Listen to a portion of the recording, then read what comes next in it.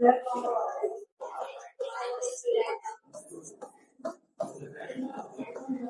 इधर देख लो ध्यान से सब, इधर इधर इधर। मेन जो फॉर्मूला मतलब जो अभी तक हम लोग पढ़ते आए हैं वो होता है मतलब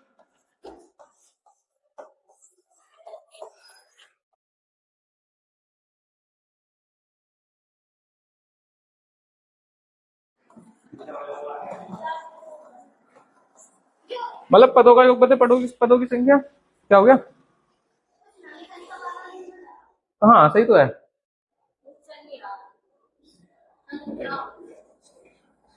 अरे वो ऐसा है ना, मतलब अगर कंटिन्यू रखेंगे ना तो हटाना पड़ेगा इसे बीच बीच में। ठीक है, पदों का योग बते पदों की संख्या। अब इसमें क्या है, जैसे मान लो हमारी क्लास में जो है 5 बच्चे हैं, 5 बच्चों की हाइट क्या है, किसी की हाइट 5 फुट है, किसी की हाइट 5.5 है, किसी की 4 है। उन सबकी हाइट को जोड़ेंगे और 5 से भाग कर देंगे। ठीक है, ये तो आ गया हमारा औसत निकालना कि औसत निकलता कैसे है। ठीक है, दूसरी चीज, अब औसत होता क्या है। जैसे मान लो कि हमारे जो है कितने हैं, 4 कैंडिडेट है हमारे पास, ए बी सी डी। ठीक है, हमारे पास जो है मान लो इन्हें बांटने के लिए चॉकलेट है हमारे पास, कितनी मान लो 20। टोटल चॉकलेट कितनी मान लो 20 चॉकलेट हो गई। ठीक है, अब ए में बांटनी है, बी में बांटनी है, सी में बांटनी है, डी में बांटनी है। औसत, औसत क्या होता है, 20 चॉकलेट थी, 20 को 4 में बांटनी, यानी कि 20/4 बराबर 5। औसत का मतलब होता है कि बराबर बराबर में बांट देना। ठीक है, जैसे मान लो इसको मैंने अगर 5 चॉकलेट दी, इसको भी 5 अगर चॉकलेट दी, इसको भी 5 दी, इसको भी 5 दी, इसको भी 5 दी, टोटल चॉकलेट कितनी हो गई 20।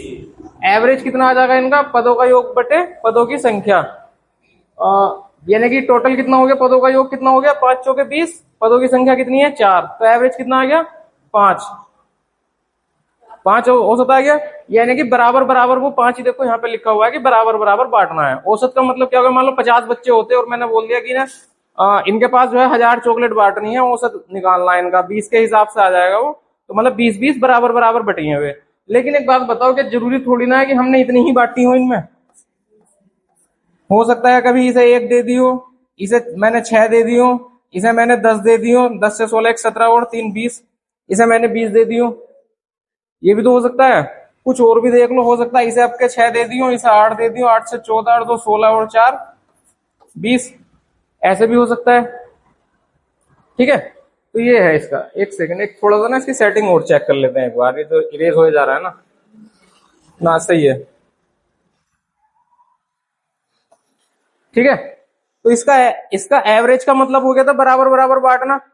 तो हम तो मान के चल रहे थे कि हर एक को 5-5 चॉकलेट मिल रही है, लेकिन जरूरी नहीं है कि 5-5 ही मिल रही हो, वो बस एक एवरेज निकलता है, मतलब कंपेयर किया जा रहा है, एक्चुअल वैल्यू नहीं है वो हर एक को बांटने वाली। समझ में आया ये चीज क्या कहना चाह रहा हूं।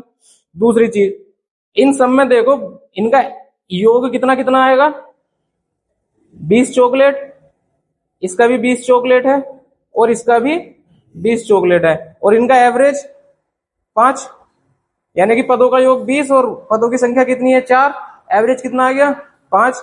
इसका भी एवरेज 5 आ रहा है, इसका भी एवरेज कितना आ रहा 5, और इसका भी एवरेज कितना आ रहा था 5।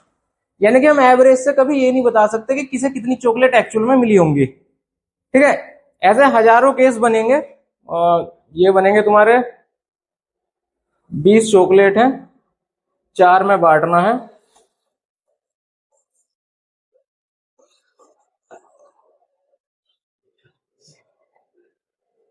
यानी कि 23C3। इसे सोल्व करोगे ना तो इतने केस बनेंगे तुम्हारे, इतने केस बन जाएंगे। उस केस में से कोई सा एक केस होगा जिसमें जो है सबको 5-5 चॉकलेट मिली होंगी। आ गया समझ में। ठीक है, तो एवरेज का मतलब क्या था, बस बराबर बराबर बांटना, मेन चीज ये है। और एवरेज एक्चुअल वैल्यू नहीं है, वो बहुत सारे केसेस में से कोई एक वैल्यू निकल के आती है। अगर हमें एवरेज दिया हुआ है कि एवरेज 5 चॉकलेट बांटती, तो हम ये नहीं कह सकते कि हर एक को 5 ही मिली होंगी, हमने मान लिया कि हर एक को 5 मिली होंगी, जरूरी नहीं है कि 5 ही मिली हो। ठीक है,